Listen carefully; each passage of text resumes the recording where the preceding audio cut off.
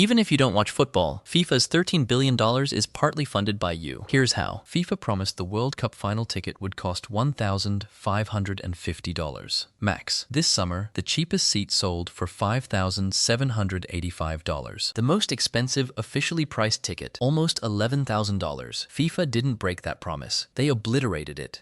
And some of what's paying for it is coming out of your pocket, even if you've never bought a ticket in your life. Forget tickets got expensive. That's the lazy version. By the end of this video, you'll know where $13 billion actually comes from, who's paying for it in cities that never sold a single seat, and the one number FIFA is praying you don't notice. FIFA thinks in 4-year cycles.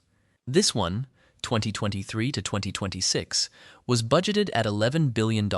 It's landing at $13 billion. That's 72% more than last cycle.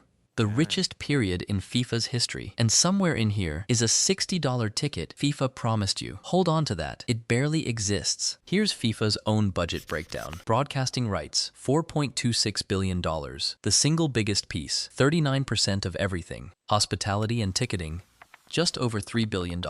Sponsorship, Aramco, Lenovo, Bank of America, $2.69 billion. Licensing, $669 million. Added up, $11 billion. So where's the other $2 billion?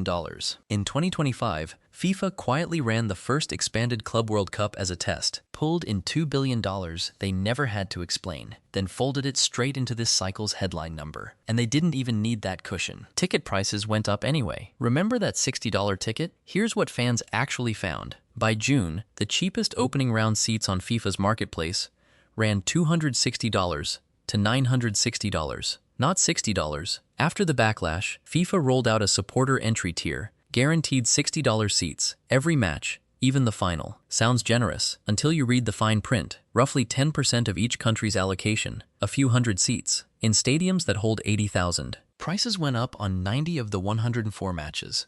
2 days before kickoff, 180,000 tickets, still unsold. New York and New Jersey opened a formal investigation into FIFA's pricing. FIFA's response? Quietly cut prices by 37% in the final stretch, and released 70% of the hotel rooms they'd blocked off. That's not generosity. That's a company panicking about empty seats on live television. Here's the part most fans never clock. FIFA runs its own resale marketplace, and takes a cut every time a ticket changes hands. Some listings have gone for over $2 million. You almost have to respect the design. In a horrible kind of way. Most companies sell a ticket once, and hope you don't ask for a refund. FIFA built one that gets paid every time that seat resells. That's not a side effect of demand. That's the business model. Now here's the part that has nothing to do with whether you ever bought a ticket. Canada's own government budget office says the country will spend over $1 billion hosting this tournament. Split across every Canadian, that's roughly $25 out of your pocket, whether you watch a single kickoff or not. New Jersey is staring down a $48 million transportation bill just for the final, about $5 a resident, for one game.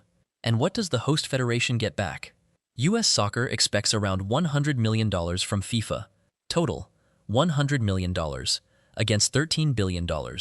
If you live in a host city, you're funding this tournament through your taxes, whether you watch it or not. So, FIFA promised $1,550, but delivered $11,000. By late 2025, before tickets even went on sale, FIFA had already locked in 93% of this entire cycle's revenue. Broadcasting deals, sponsorship contracts, signed, sealed, done. FIFA secured almost all of its $13 billion before a single fan opened their wallet.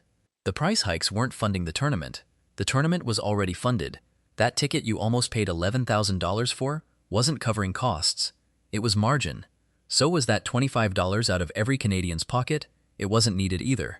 It was just easier to take. FIFA will close this cycle as the richest in its history. Fans paid for a ticket that was never about covering the bill. They paid for margin. Next time a record-breaking event hits your feed, don't ask how much it made.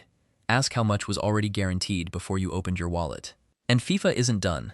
2030 spreads one tournament across 3 continents.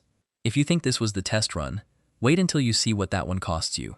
If you want that breakdown before it happens instead of after, like and sub to not miss it.